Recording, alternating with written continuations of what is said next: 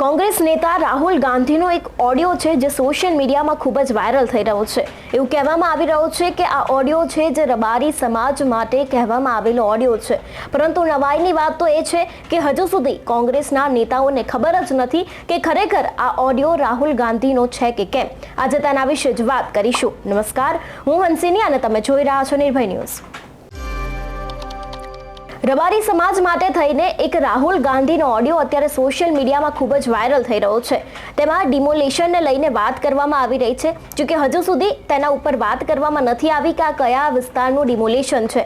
અત્યારે હાલ અમદાવાદમાં પણ અનેક એવા વિસ્તારો છે જેમાં રબારી સમાજને ટાર્ગેટ કરીને જે ડિમોલિશન છે તે કરવામાં આવી રહ્યું છે। એવા આક્ષેપોની વચ્ચે અત્યારે હાલ રાહુલ ગાંધીનો એક ઓડિયો છે જે સોશિયલ મીડિયામાં ખૂબ જ વાયરલ થઈ રહ્યો છે, પરંતુ નવાઈની વાત તો એ છે કે કોંગ્રેસના નેતાઓને હજી સુધી ખબર જ નથી કે આ ઓડિયો ખરેખર રાહુલ ગાંધીનો છે કે પછી એઆઈ દ્વારા આ ઓડિયોને જનરેટ કરવામાં આવ્યો છે, અને તેની સાથે અત્યારે હાલ આ ઓડિયોની પુષ્ટિ રાહુલ ગાંધીના ઓફિસમાંથી પણ કરવામાં આવી નથી। સૌથી પહેલા તો રાહુલ ગાંધીનો ઓડિયો સાંભળીએ અને તેના ઉપરથી હવે કદાચ કોંગ્રેસવાળા શું આને લઈને કદાચ કોઈ પ્રતિક્રિયા આપે છે કે કેમ તે પણ જોવાનું રહેશે। રાહુલ ગાંધી શું કહી રહ્યા છે તે સાંભળીએ। My friends, the state government's demolition drive is not just an attack on Rabaris or our homes, but on our dignity and rights. Under the guise of development, they destroy livelihoods, uproot families, and disregard our contributions to the state.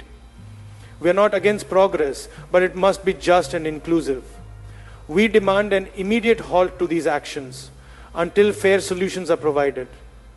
Together, we will stand strong against this injustice. My friends, the state government's demolition drive is not just an attack on Rabaris or our homes, but on our dignity and rights. Under the guise of development, they destroy livelihoods, uproot families, and disregard our contributions to the state. We are not against progress, but it must be just and inclusive. We demand an immediate halt to these actions until fair solutions are provided. Together, we will stand strong against this injustice. My friends, the state government's demolition drive is not just an attack on Rabaris or our homes, but on our dignity and rights. Under the guise of development, they destroy livelihoods, uproot families, and disregard our contributions to the state. We are not against progress, but it must be just and inclusive. We demand an immediate halt to these actions until fair solutions are provided. Together, we will stand strong against this injustice. આ ઓડિયોને લઈને રબારી સમાજમાં એક ખુશીની લહેર છે કે રાહુલ ગાંધી દ્વારા તેમના વિષયની ઉપર વાત કરવામાં આવી છે અને રબારી સમાજનું આને લઈને સમર્થન પણ જોવા મળી રહ્યું છે। પરંતુ હવે આ બધાની વચ્ચે ડિમોલિશનને લઈને આ રાહુલ ગાંધીનો જે ઓડિયો વાયરલ થયો છે તેને લઈને અનેક એવી ચર્ચાઓ ઊભી થઈ રહી છે। એટલું જ નહીં, ગુજરાતના રાજકારણમાં પણ કંઈક નવા જૂની આવી શકે છે તેવું પણ લાગી રહ્યું છે।